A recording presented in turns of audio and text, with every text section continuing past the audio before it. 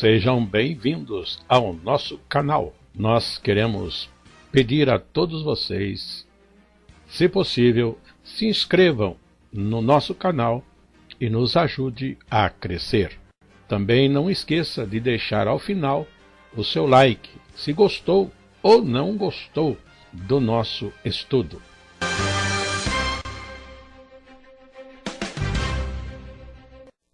O programa a seguir é de inteira responsabilidade de seus idealizadores e apresentadores.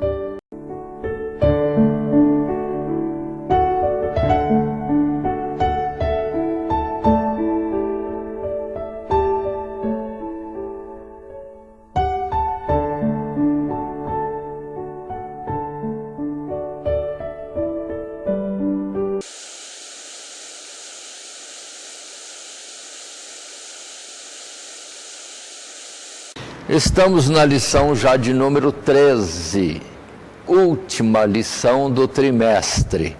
E o nosso título é Preparativos para a Conquista da Terra. O povo de Israel, com as suas tribos, já perto do Rio Jordão, ali na altura da cidade de Jericó.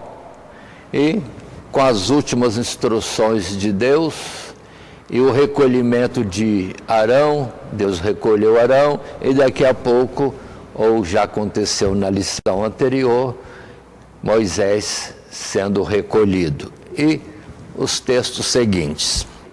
Propomos o texto áureo que diz: dá ordem aos filhos de Israel, dizendo-lhes: quando entrardes na terra de Canaã, esta há de ser a terra que vos cairá em herança, a terra de Canaã, segundo os seus termos. Números capítulo 34 e o verso 2. Antes de entrar na conquista da terra, Deus já lembra a eles: esta é a terra que eu prometi a Abraão, Isaque e Jacó, e está perto de vocês já atravessarem o rio e iniciarem a conquista. Como leitura bíblica em classe, nós apresentamos ou propomos o texto do capítulo 32 de Números, verso 25 a 32. Para esta lição, esboço esse que apresenta 3 subtítulos: as tribos de Rúben e Manassés pedem a terra de Gileade. E subtítulo 2, a ordem para lançar fora os cananeus. E um terceiro subtítulo, planos e orientações para a conquista e partilha da terra. Lembremos que preparativos para a conquista da terra, isso na verdade tem sido toda a jornada de 40 anos, eles aprendendo, conhecendo quem é Deus, e para então sim partirem para a conquista com acontecimentos que depois viriam, ou situações que era somente Deus para agir em favor deles, e eles teriam vitória confiando em Deus em todo o tempo. Assim, vamos estar considerando como introdução já o povo de Israel totalmente ali ao lado de Jericó, mas ainda sem atravessar o Rio Jordão. E ali as vitórias últimas foram contra os amorreus, Seom e Og, reis que vieram atacar a Israel, não sendo objetivo ali inicial de deslocá-lo ou afastá-los numa batalha, mas eles que vieram e foram derrotados. E agora temos a sequência dos fatos: uma terra enorme, já despovoada, além do Jordão. E assim, temos o texto em tela que nos diz: com o anúncio da morte de Moisés e vencida a última batalha, ainda sob a sua liderança, e escolhido Josué para sucedê-lo, os israelitas estavam prontos para atravessar o Jordão e dar início à conquista da terra prometida.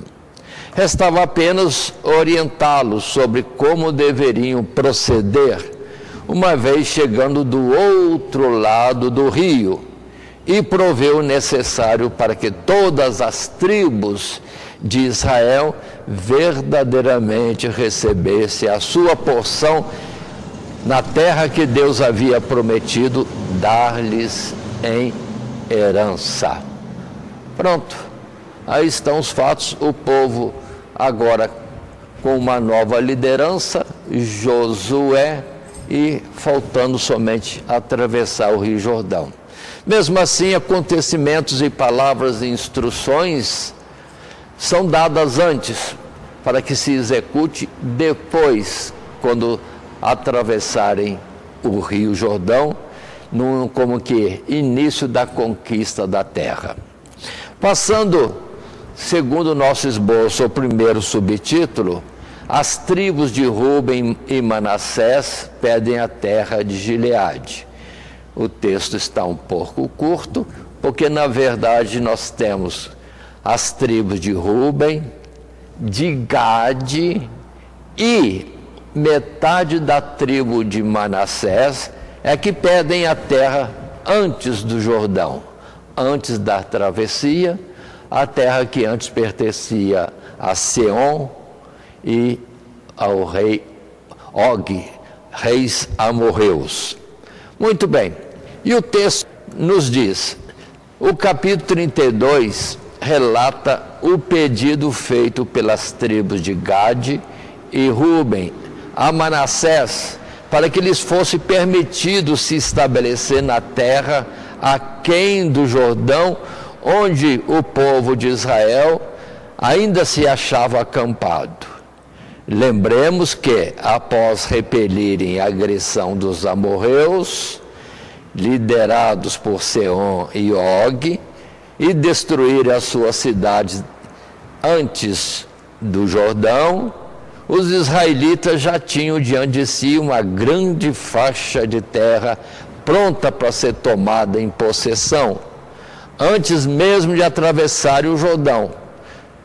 Entendendo corretamente que o Senhor havia entregado os amorreus em suas mãos e lhes dado a vitória contra os seus adversários, e percebendo que aquela terra era boa para gado, Gade e Rúben e meia tribo de Manassés, que possuíam gado em abundância, essas tribos expressam a Moisés seu desejo de tomar posse daquela terra, estabelecendo-se contentes e satisfeitas ali, e não acompanhar os demais para além do Jordão.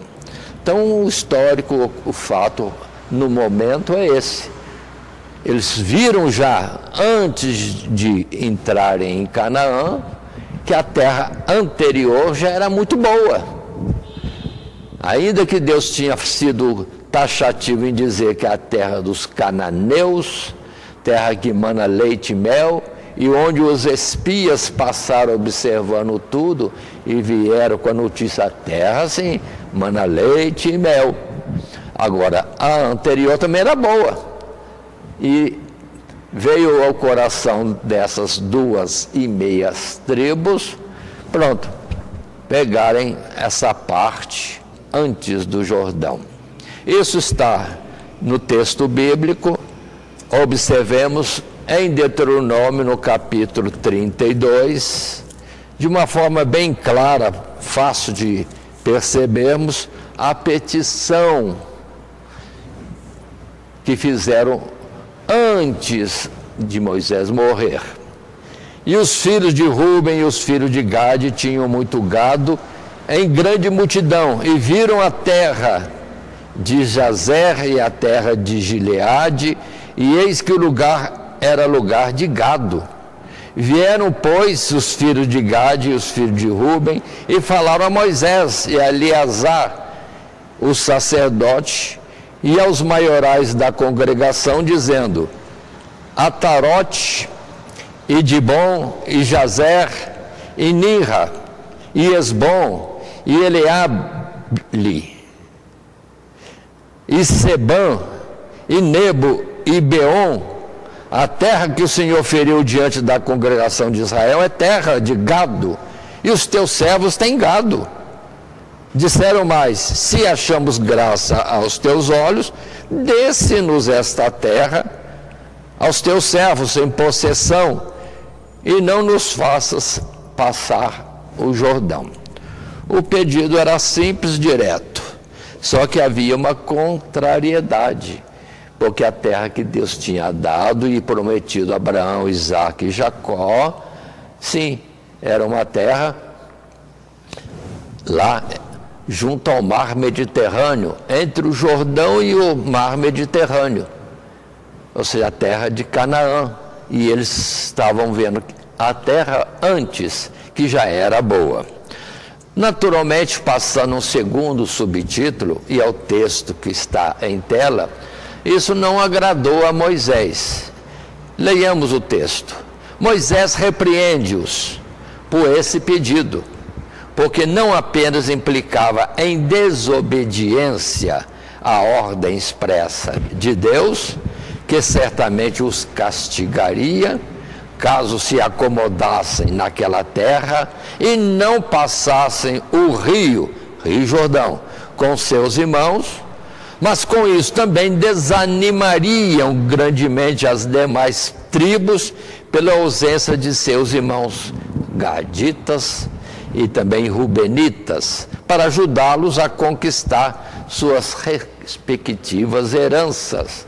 E nesse particular, seu pecado seria tão grave como o dos espias que haviam infamado a terra e desanimado a geração anterior de seus pais, fazendo as dificuldades a serem enfrentadas parecerem maiores do que a fidelidade das promessas de Deus. Ao que as duas tribos e meia tribo reconsideraram e reformularam o pedido, desta vez comprometendo-se não só a acompanhar, mas ir à frente de seus irmãos para lutar ao seu lado na conquista da terra de Canaã, até que todas as tribos tivessem recebido sua herança. E isso os rubenitas e gaditas fariam sem exigir qualquer compensação adicional. Além da terra de Gileade, como passou a ser chamada toda aquela região, onde deixariam seus pertences, e gado, e famílias, retornando para elas apenas depois de completada a conquista de Canaã. Então observemos, primeiro eles querem a terra e pedem. Moisés fala: vocês estão sendo negligentes, vocês estão querendo ficar antes daquela região que Deus prometeu, e com isso desanimam os outros e colocam sobre eles uma carga maior de serem não agora 12 tribos, mas menos, para enfrentar todos os cananeus. Aí eles entenderam e reformularam: dá-nos essa terra e nós vamos à frente dos exércitos para combater em favor deles, até que cada um ganhe a sua porção de terra e nós voltamos para tomar posse definitiva desta terra antes do Jordão, onde os nossos familiares, o nosso gado, filhos, esposas e velhos vão estar esperando por nós. E isso pareceu agora sim adequado. E nós temos no capítulo 32, o verso 6 e 7, quando Moisés os repreende. Porém Moisés disse aos filhos de Gade e aos filhos de Ruben: irão vossos irmãos à peleja e ficareis vós aqui? Por que, pois, descorajais o coração dos filhos de Israel para que não passem à terra que o Senhor lhes tem dado? E faz a comparação com os espias que desanimaram o povo, pronto. E veio aquele castigo de 40 anos no deserto. Só que, felizmente, eles retornam com a palavra a Moisés e todo o povo, reformulando o pedido. E aí é o verso 16 até 22. E a reformulação do pedido é somente que eles iriam com seus exércitos à frente de todas as tribos. Assim está no verso 16. Então chegaram-se a ele e disseram: edificaremos currais aqui para o nosso gado e cidades para as nossas crianças. Porém nós nos armaremos e apressando-nos adiante dos filhos de Israel, até que os levemos ao seu lugar. E ficarão as nossas crianças nas cidades fortes por causa dos moradores da terra. Não voltaremos para nossas casas até que os filhos de Israel estejam de posse, cada um da sua herança, porque não herdaremos com eles da além do Jordão, nem mais adiante, porquanto nós já teremos a nossa herança da quem? Do Jordão ao Oriente. Então Moisés lhes disse: se isto fizerdes, se vos amardes para a guerra perante o Senhor, e cada um de vós armado passar o Jordão perante o Senhor, até que haja lançado fora os seus inimigos diante deles, e a terra esteja subjugada perante o Senhor, então voltareis depois e ficareis desculpados perante o Senhor e perante Israel, e esta terra vos será por possessão perante o Senhor Deus. Pronto, aí ajustou-se as petições com aquilo que era necessário se entender, e não abandonar as outras tribos para combater só elas, os cananeus. E Moisés concordou: bom, se vocês forem fazer as batalhas e depois que tudo se acalmar, vocês voltando, isso está aceito. Aquela terra será possessão de vocês segundo a concessão de Deus. E nós vemos aí mais um texto apresentado como proposta, Josué, capítulo 22, verso 1 até 6. É o texto em que lá no final, não mais Moisés com eles, mas Josué vai dizer a essas duas tribos e meia tribo de Manassés: vocês já podem voltar, porque ali só estavam os seus exércitos. Voltem para as suas famílias e já estão liberados, porque todas as outras tribos, cada um já está alojada dentro da terra que lhes foi dado por Deus. E assim aconteceu.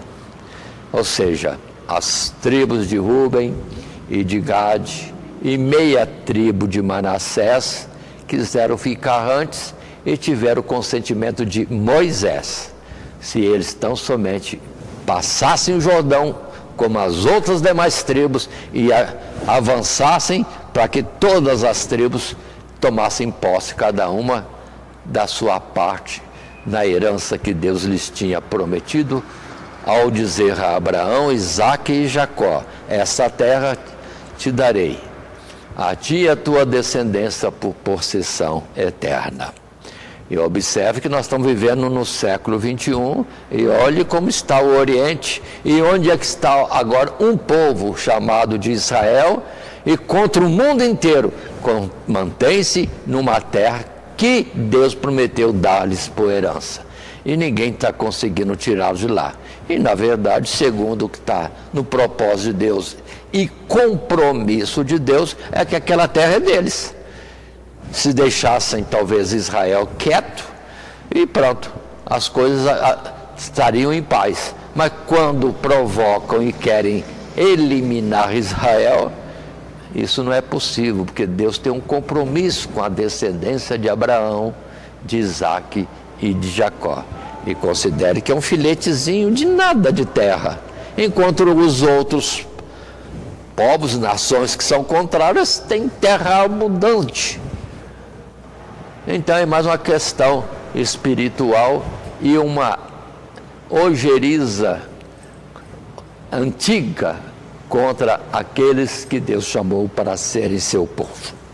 Ainda que isto é uma promessa do passado, mas Deus é o mesmo ontem, hoje e eternamente. Se Ele prometeu, Ele cumpre. A terra não é de ninguém. A terra é daqueles que Deus assim quiser fazer ali habitar. Continuando, entrando no segundo subtítulo, nós temos, nesta ocasião, Moisés ainda recapitula as jornadas dos israelitas, assinalando suas saídas, isto é, suas partidas ao longo da sua caminhada pelo deserto. Notemos que o evento que marca o princípio destas jornadas é a Páscoa, que inaugura também a contagem dos anos, ou o calendário do povo hebreu, e que o evento marcando o fim, ou a proximidade do fim das jornadas de Israel, é a morte de Arão, ocorrida no ano 40º, desde a saída do Egito, e em questão de meses, do Monte Or, Israel chegaria às campinas de Moabe, onde Moisés, por sua vez, pronunciaria seu último discurso antes de ser também recolhido por Deus. E assim estamos no segundo subtítulo, a ordem para lançar fora os cananeus. E é já o 40º ano desde a saída do povo de Israel da terra do Egito. Pela transgressão que nós estudamos já em lição anterior, o povo foi castigado da forma que estamos considerando. Ficariam no deserto em um tempo longo, 40 anos, cada ano representando um dia que os espias estiveram analisando a terra prometida e viram que era boa, mas colocaram palavras de desânimo no povo de Israel. Assim, dentro deste assunto, nós estamos agora no capítulo 33 de Números, quando para esta lição deixamos ou propomos os textos que aqui estão marcados para nós. 33, verso 1 a 4, que vamos estar vendo.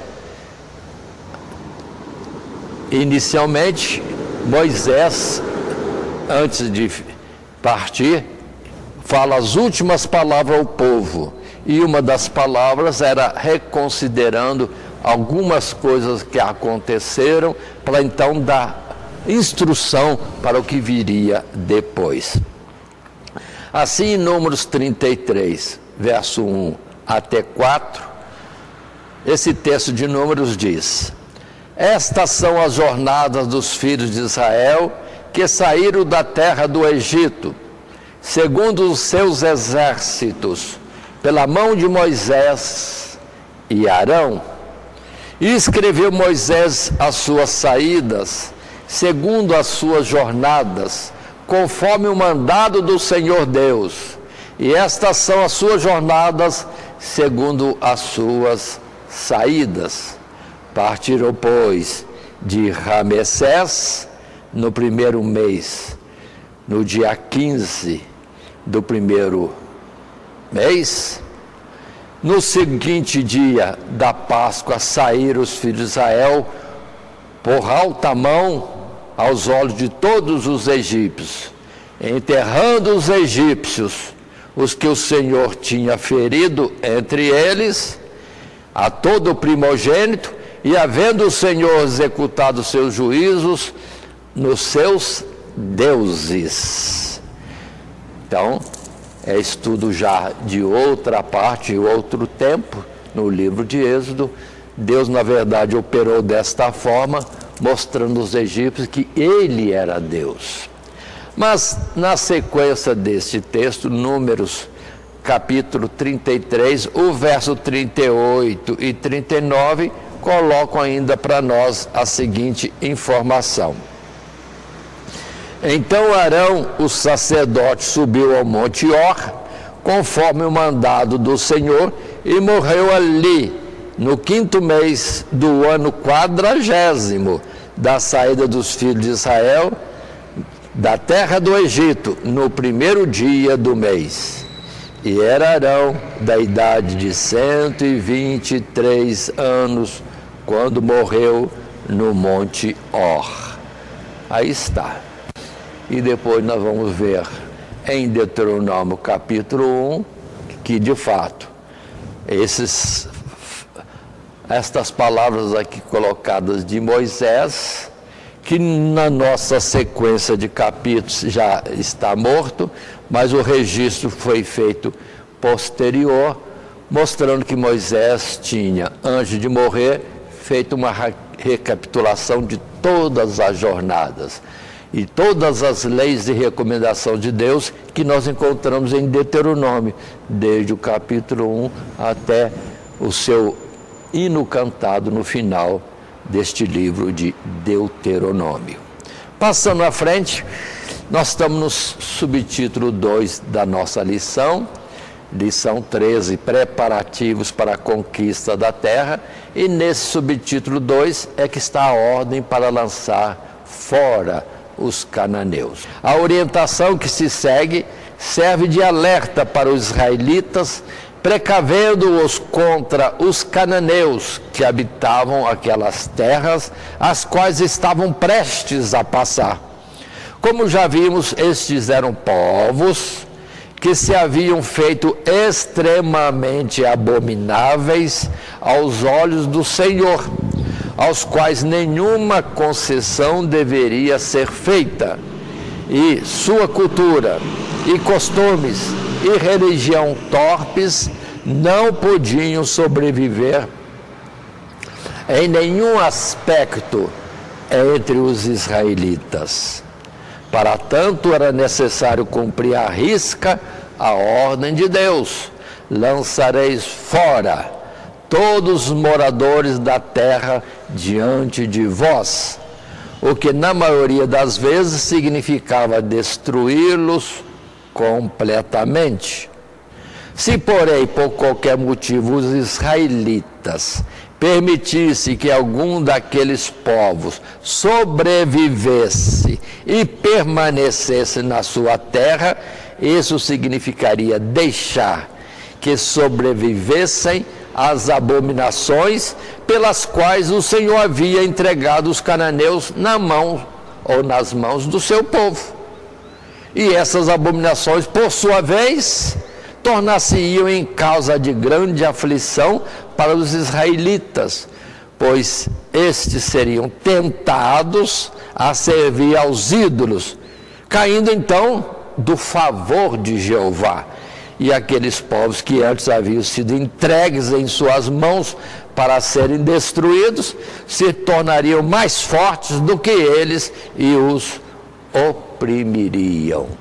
E aí está a história daquele tempo passado e a necessidade daqueles que são chamados por Deus cumprir exatamente o que Deus dá de ordem e não alterar, aumentando ou diminuindo, desviando-se à esquerda ou à direita, mas sendo precisos em obedecer à voz de Deus. O que nós vemos na sequência, no texto ou vários textos bíblicos que estamos deixando em tela, isso sendo falado e apontando agora nós os lugares destas ordens e dessas orientações.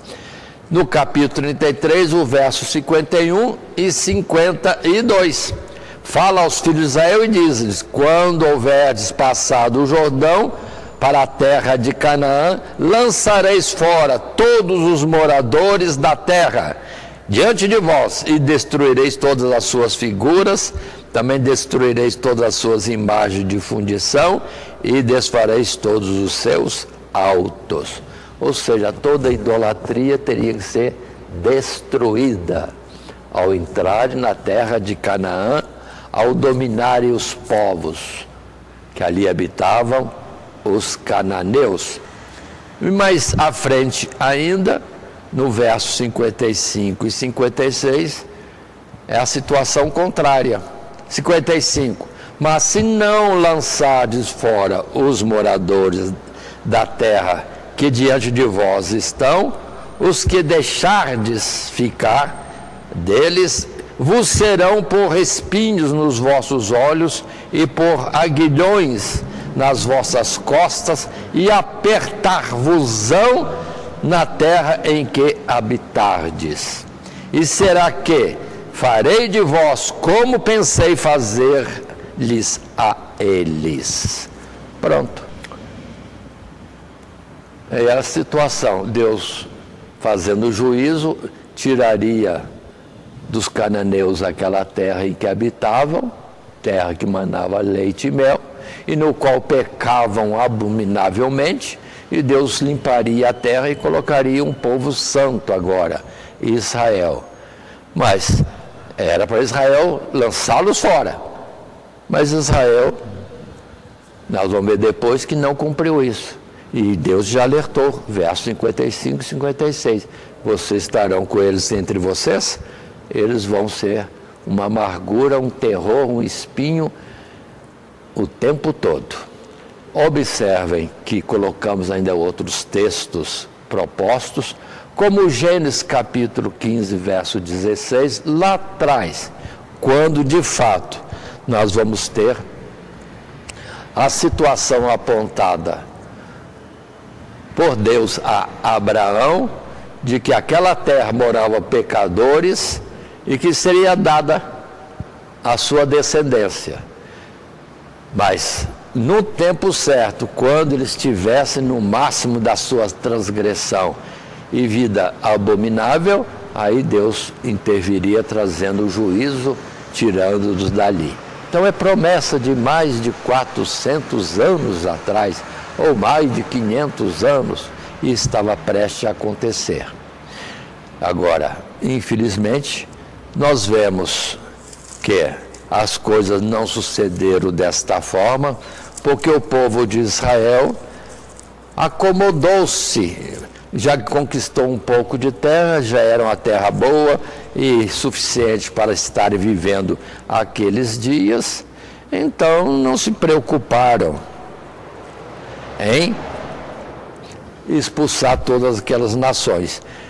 E nós temos em Deuteronômio capítulo 18, quando está escrito assim: quando entrares na terra que o Senhor teu Deus te der, não aprenderás a fazer conforme as abominações daquelas nações. Entre si, se não achará quem faça passar pelo fogo o seu filho ou a sua filha, nem adivinhador, nem prognosticador, nem agoureiro, nem feiticeiro, nem encantador de encantamentos, nem quem consulte um espírito adivinhante, nem mágico, nem quem consulte os mortos. Pois todo aquele que faz tal coisa é abominação ao Senhor. E por estas abominações o Senhor teu Deus as lança fora diante de ti. Perfeito serás como o Senhor teu Deus, porque essas nações que hás de possuir ouvem os prostignadores, os adivinhadores, porém a ti o Senhor teu Deus não permitiu tal coisa. Agora observem que essas citações aqui, essas transgressões, essas desobediências aos mandamentos de Deus, é que nós vemos continuamente no tempo de hoje. Ou seja, o mundo de hoje está que nem os cananeus estiveram no passado no juízo de Deus, sendo retirados daquela terra. Ou seja, a humanidade está num ponto de transgressão às coisas de Deus, como os cananeus, como os moradores de Sodoma e Gomorra. Aí, entendo, o fim do mundo está próximo, ou pelo menos o fim de uma era em que as transgressões estão por demais diante de Deus e o juízo logo se presenciará. Observem, repito, idolatria, consulta a toda forma de adivinhação. Que mais? O consultar os mortos. Morto está morto. Não tem palavras, mas muitos se enganam e alguém fala no lugar do morto. Se o morto está morto e não fala, quem é que está falando no lugar do morto, se dizendo ser o tal morto, quando na verdade não é? Quem é que se firma na mentira? Aí está para nós esta situação que precisamos analisar no modo de vida deste mundo presente. Observem ainda que nós temos a palavra aqui apontando um texto em Juízes, capítulo 2, verso 1, 2 e 3, é lá adiante. Já passou Josué, e lá adiante nós vemos Deus mandando mensageiros e avisando o povo: vocês estão se acomodando e não estão expulsando todos os pecadores, aqueles que cometem essas abominações, estão convivendo com eles e vocês estão se contaminando. Por isso, agora vocês são tal qual eles. E aí, viemos no final o juízo de Deus na destruição de toda a terra de Canaã, no passado, inclusive Jerusalém e o seu templo, que ali também existia como marca da presença de Deus, ou a atenção de Deus para aquele povo. Passando em frente, entramos assim no terceiro subtítulo dessa lição 13. Subtítulo esse que tem o título: Planos e orientações para a conquista e partilha da terra. Ou seja, antes mesmo do povo chegar, Deus repete algumas coisas para o povo lembrar-se quando lá estivessem. E o texto em tela nos diz: o livro de Números se encerra com diversas diretrizes relacionadas estritamente à conquista e divisão da terra, no propósito de assegurar que os filhos de Israel herdassem todos sua justa porção. Em primeiro lugar, temos Moisés indicando em termos gerais os limites da terra que restava a ser conquistada, isto é, a terra além do Jordão, que seria repartida entre as 9 tribos restantes e meia tribo de Manassés. Pois a tribo dos filhos de Rubens, segundo a casa de seus pais, e a tribo dos filhos dos Gaditas, segundo a casa de seus pais, já receberam. Também a meia tribo de Manassés recebeu a sua herança. Números 34, verso 14, o que já temos considerado na petição deles. E segue-se ainda ao que se segue a indicação dos líderes de cada tribo, que juntamente com o sumo sacerdote Eleazar formariam um conselho para repartir a terra após a conquista, segundo o conhecimento de que cada um possuía a respeito dos números, famílias e cabeças das suas respectivas tribos. Aí observem que chegando naquela parte, naquela região, e naquele momento Deus mandou numerar todos. Então tudo estava atualizado, cada tribo, quem eram os chefes de cada família e qual era a quantidade do povo. Porque já houve anteriormente uma instrução de que a terra teria que ser repartida numa proporção do tamanho da tribo. As tribos maiores receberão um quinhão de terra maior e as tribos menores receberão um quinhão menor, exceto as 2 meia tribos que ficaram antes do Jordão. Mas nós temos aí no capítulo 34 de Números, a citação útil para nós, para quem gosta de analisar e observar e conferir as informações que são comentadas, no verso 16 até o verso 18, se tem: falou mais o Senhor a Moisés, dizendo: estes são os nomes dos homens que vos repartirão a terra por herança: Eleazar o sacerdote e Josué, filho de Num. Tomareis mais de cada tribo um príncipe para repartir a terra em herança.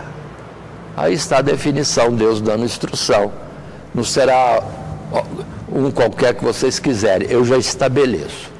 Ou seja, vai ser o sumo sacerdote, o líder do povo Josué e os príncipes de cada tribo. Um príncipe por cada tribo. E lá no verso 29, vemos: e estas coisas vos serão por estatuto de direito a vossas gerações em todas as vossas habitações. Mas quero ler melhor no capítulo 34, o verso 29, que diz: estes são aqueles a quem o Senhor ordenou que repartissem a herança pelos filhos de Israel na terra de Canaã. E o texto que eu li é um complemento que diz que o que eles tratarem e decidirem passa a ser mandamento do Senhor para todas as tribos. Avançando em um segundo parágrafo, nós temos um novo texto, um segundo texto em tela, que diz: embora já tenha declarado por ocasião da segunda contagem do povo que os levitas não possuiriam herança entre os filhos de Israel, o Senhor determina que sejam separadas em cada tribo cidades para a sua habitação. Ao todo, 48 cidades, inclusive com terras circunvizinhas que servissem ao plantio e pasto para os seus animais. Deste modo, era assegurada a subsistência dos levitas e dos sacerdotes que não estivessem assistindo diretamente no santuário, ao mesmo tempo em que, escolhidos para serem integralmente ao Senhor, servirem ao Senhor integralmente em lugar de todo Israel, estariam presentes em todas as tribos para lembrá-las do chamado sacerdotal da nação. Notemos ainda que, conforme prometido, o Senhor assinara o local de refúgio, as cidades de refúgio, para o réu de homicídio culposo, determinando que 6 cidades dos levitas fossem separadas para quê? Para este fim, como cidades de refúgio. Então, voltando a conversar neste assunto, desse terceiro subtítulo e segundo parágrafo, são mais orientações. As 12 tribos teriam terras para habitar, mas a tribo de Levi não teria terra como sua. Estariam os levitas distribuídos por todas as demais tribos, ou seja, não teriam a terra para si, mas teriam cidades. E são 48 cidades que as 12 tribos tiveram que reservar para os levitas. Ou seja, eles teriam a cidade para a sua morada, para o seu gado, para o plantio da terra e só. E eles presentes, distribuídos entre todas as tribos, era uma forma de Deus deixar os levitas perto dos demais, sendo que esses levitas seriam os testemunhas de Deus junto às tribos para ensinar a elas as coisas da lei. Os rituais, sim. Os mandamentos, sim, para o povo ter perto de si um professor nas coisas de Deus. Então observe que Deus programou tudo isso. E são 48 cidades que vão ser doadas pelas 12 tribos para os levitas. Aí as famílias se distribuíram nestas cidades. Aí vemos por que temos na terra de Benjamim a cidade de Anatote, que era a cidade dos levitas. Sim, e de onde era também Jeremias. Ele morava nessa cidade, que era uma das cidades cedidas aos levitas. Mas consideremos ainda que Deus fala de cidades de refúgio, ou seja, dentro das coisas e leis de Deus, como está em Êxodo, capítulo 21, verso 12 e 13, a ordem de Deus, no juízo de Deus, se alguém, de uma forma não planejada, aconteceu de ser culpado da morte de alguém, antes que alguém se vingue dele ou que ele seja condenado de uma forma precipitada, ele tendo a sua consciência calma de que não queria aquilo, aconteceu um crime culposo, ele então primeiro fugiria e se abrigaria numa dessas 6 cidades que Deus pede que o povo de Israel separe, 6, para que quando acontecesse um fato desse, o homicida corresse para essa cidade e lá ele seria protegido. Não deixariam que ele fosse morto por vingadores e nem por um juízo condenatório qualquer, mas antes, com mais calma, cabeça mais fria, aí sim se ouviriam ou formariam um tribunal lá na cidade de refúgio, compondo-se das pessoas envolvidas para discutir e analisar se o homicida planejou aquilo, queria mesmo matar aquele que foi morto, ou se foi um acidente, um acaso. E o que se determinasse ali seria cumprido. Se o assassino teve culpa, ou seja, de fato tinha demonstrado alguma coisa e se tenha verificado que era a intenção do homicida fazer aquilo, a cidade de refúgio o poria para fora, para então que o juízo condenatório viesse sobre ele. Mas se o assassino conseguisse provar, se visse que ele não tinha intenção, foi assim, um acidente, pronto. Aí despachava-se todos os acusadores, não, ele é inocente, ele não pretendia matar, e a cidade seria a proteção deste homicida que não tinha intenção de provocar a morte de alguém. E ficaria debaixo de proteção em todo o tempo que o sumo sacerdote do momento presente vivesse. Seria liberado livre posteriormente.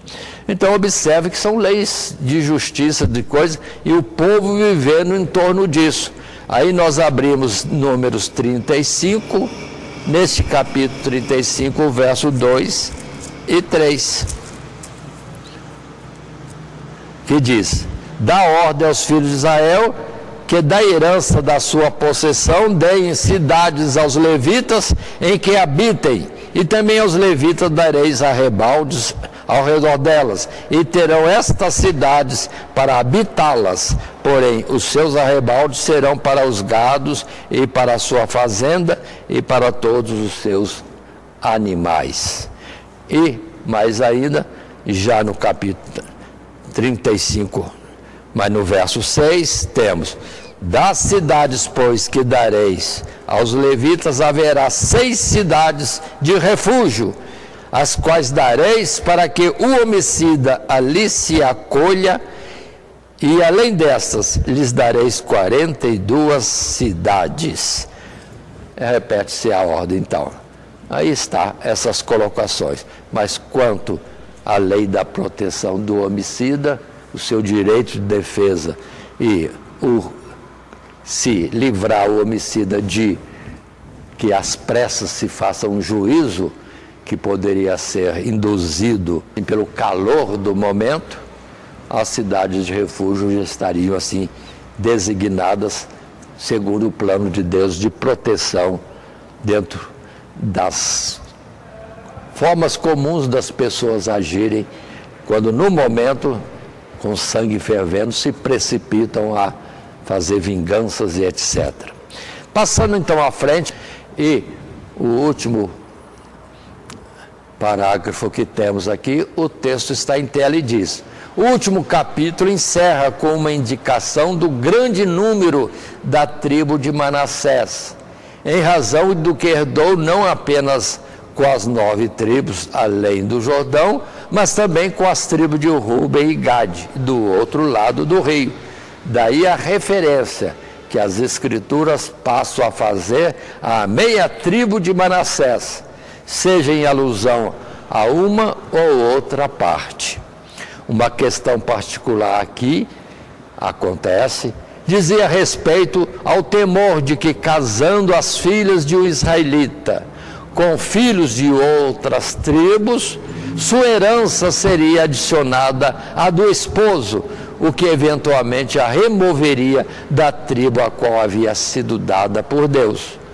O caso trazido a Moisés serve para estabelecer um precedente que será seguido pela posteridade e assegurará que a herança de nenhuma tribo será diminuída. Ou seja, a terra dada a uma tribo, de forma nenhuma, passaria a outra tribo. E para isso, observem, aí a situação das mulheres, filhas únicas de um pai. Ou seja, o pai que tivesse só filhas e não tivesse filho masculino, ou seja, na hora de repartir herança, as filhas teriam direito de herança, mas deveriam guardar a obrigação de se casarem dentro da própria tribo. Não poderiam casar com outro israelita de outra tribo, porque pela predominância e direito do marido, a terra que era daquela família ou daquela filha passaria para ele, e sendo dele, passaria para a tribo do marido. Mas aí fica a ordem bem clara: as filhas que recebessem herança dos seus pais deveriam casar dentro das suas tribos e não poderia de forma nenhuma casar com alguém fora da tribo. É ordens de Deus para preservar os direitos de cada tribo, e isso estaria permanecendo para sempre. Nós apresentamos na tela agora os textos de Números capítulo 36, verso 1 a 3, inicialmente. De 1 a 3 temos: e chegaram os cabeças dos pais das gerações dos filhos de Gileade, filho de Maqui, filho de Manassés, das famílias dos filhos de José, e falaram diante de Moisés e diante dos maiorais, cabeça dos pais dos filhos de Israel, e disseram: o Senhor mandou dar esta terra a meu senhor, por sorte em herança aos filhos de Israel. E a meu senhor foi ordenado pelo Senhor Deus que a herança de nosso irmão Zelofeade se desse às suas filhas. E casando-se elas com algum dos filhos das outras tribos dos filhos de Israel, então a sua herança seria diminuída da herança de nossos pais e acrescentada a herança da tribo de quem forem.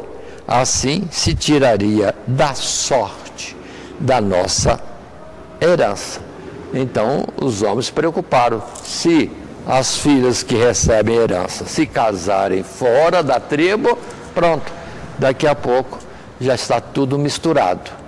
As porções de terra de cada tribo estariam pertencendo a outras tribos também. Mas o verso 6 clareia: esta é a palavra que o Senhor Deus mandou acerca das filhas de Zelofeade.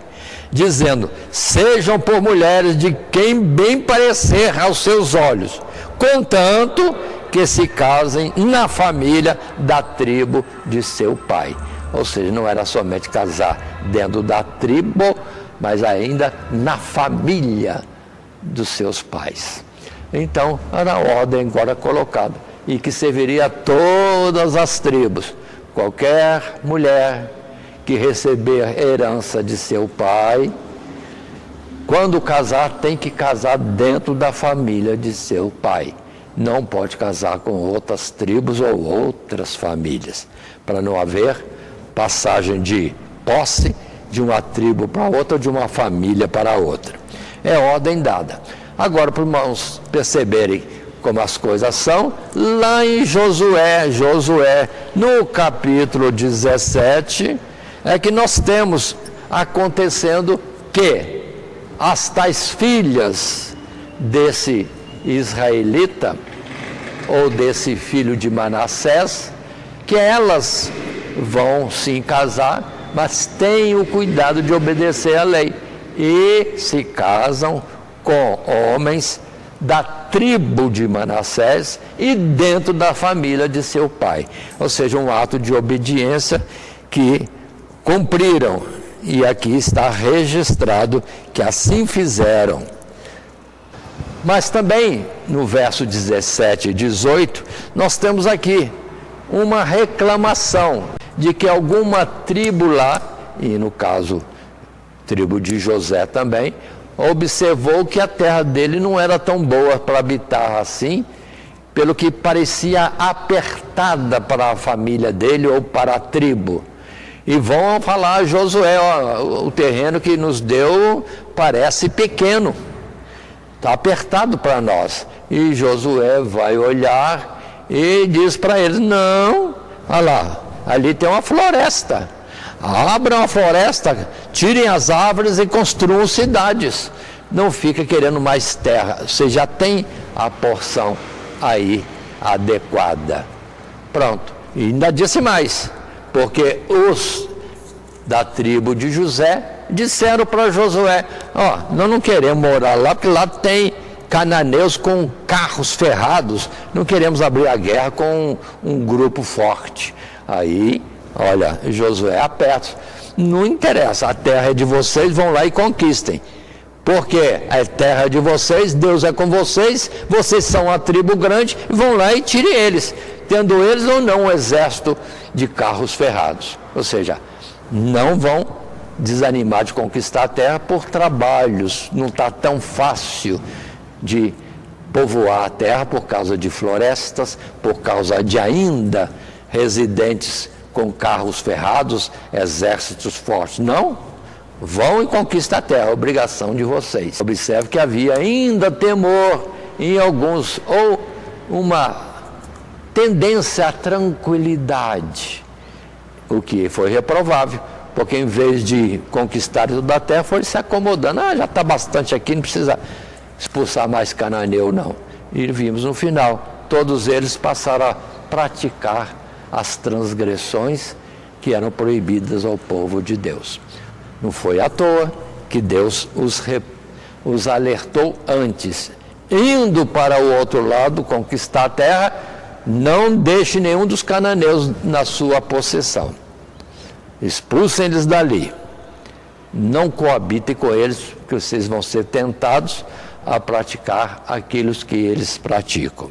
E assim estamos encerrando essa nossa lição, e está em tela um texto na nossa conclusão que diz: esperamos concluído o estudo do livro de Números com um maior conhecimento acerca de Deus e do seu relacionamento com o seu povo, do seu cuidado e fidelidade para com os seus, e também do seu zelo justo e santo por aqueles que ele salvou e pelos quais tudo fará para que não se percam. Tudo isso para que, depois de os ter guiado em segurança através do deserto, o Senhor faça o seu povo entrar em um lugar de paz, descanso e perpétua comunhão e alegria em sua presença. Aí observe, trazendo para o tempo de hoje, ainda que as coisas parecem diferentes, mas é o mesmo modelo. Há um povo de Deus que tem que tomar todo o cuidado de não se misturar com a prática daqueles que não temem a Deus e não obedecem os seus mandamentos.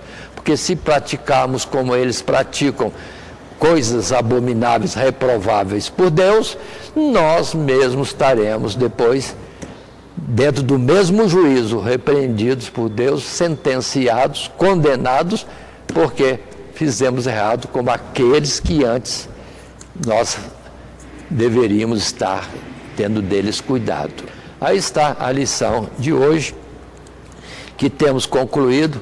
Lição essa que seguiu o esboço apresentado com o número da lição, preparativos para a conquista da terra, sendo a última lição deste trimestre, no livro de Números, ou no texto chamado A Jornada de Israel no Deserto, onde nós tivemos 3 subtítulos que foram: as tribos de Rúben e Manassés pedem a terra de Gileade, a ordem de lançar fora os cananeus e os planos e orientações para a conquista e partilha da terra. E assim, estamos encerrando, lembrando o texto áureo: dá ordem aos filhos de Israel e diz-lhes: quando entrares na terra de Canaã, esta há de ser a terra que vos cairá em herança, a terra de Canaã, segundo os seus termos. Números 34, o verso 2. É assim que Deus nos abençoe. Amém. Primeiramente, quero agradecer a todos que sintonizam o nosso canal. Canal voltado principalmente à transmissão, à divulgação da Palavra de Deus. E ao encerrar o estudo desta noite, eu quero pedir a todos vocês, os que ainda não são inscritos em nosso canal, se inscrevam. Se inscrevam. Logo aí embaixo está aí a palavra inscreva-se. Clica nela. Somente isso. Se o estudo desta noite foi do teu agrado, você gostou, você concordou, clica aí no gostei. Gostei. Se você não gostou, é um direito seu. É um direito seu não gostar. Mas você pode manifestar isso. Para nós será importante isso. Saber que alguém não gostou. Clique no não gostei. Fácil. Não vai identificar você, nada. Simplesmente você vai expressar a sua opinião. Gostei, dedão para cima. Não gostei, dedão para baixo. E também pode, se você acha interessante compartilhar com seus amigos, compartilhe o nosso trabalho. Compartilhe. Aí embaixo, compartilhe. Você pode compartilhar no YouTube, pode compartilhar no Instagram, pode compartilhar no Facebook, pode compartilhar no Messenger, no WhatsApp. Vai simplesmente nos ajudar a crescer. Porque o nosso objetivo não é financeiro. Não é financeiro. Pode ver que os nossos trabalhos são todos sem fins lucrativos. Coopere conosco. Nos ajude. Temos também os nossos blogs, a nossa emissora na web, Rádio Net Grata Nova. Tudo isso você encontra aí embaixo na descrição do nosso vídeo, do nosso estudo. Dá uma olhada, todos os endereços estão aí, junto a descrição dos nossos estudos. E eu agradeço, primeiramente a Deus, por tudo que Deus tem feito nesses anos que nós estamos trabalhando na internet. E a você, que toda semana entra no nosso canal. Deus te abençoe. Todo dia, toda hora, muito mais prazer em ouvir. Radionet Grata Nova. Web Rádio, a qualidade que faz a diferença, cada vez mais necessária. Rede Grata Nova de Evangelização. Acesse nosso site www.horadadecisão.com.br. Hora da Decisão, tudo junto, sem acento.